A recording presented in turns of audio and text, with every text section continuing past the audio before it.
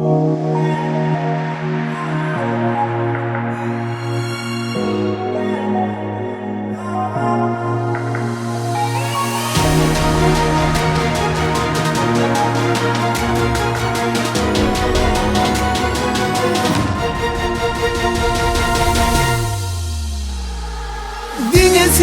için yaşarım sevenim, ömrümün sonuna çinli.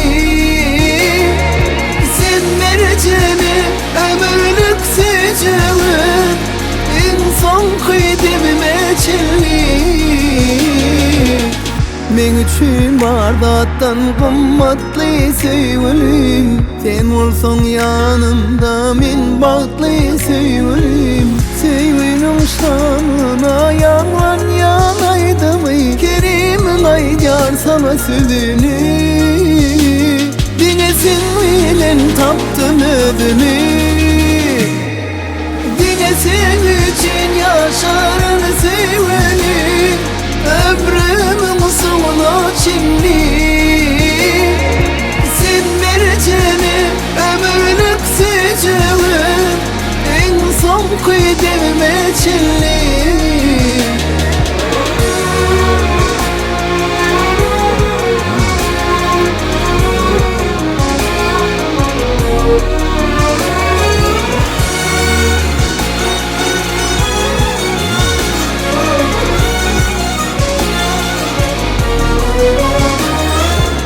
Tuttum ellerinden hicim kıyırmırın, bardaktan geçtim de senden hiç dönmürün.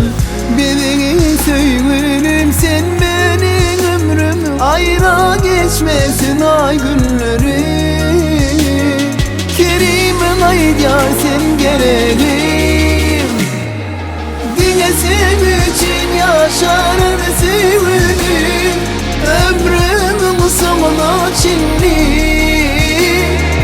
Sen merceğim, ömürlük sıcağım, insan kıydemime çinli.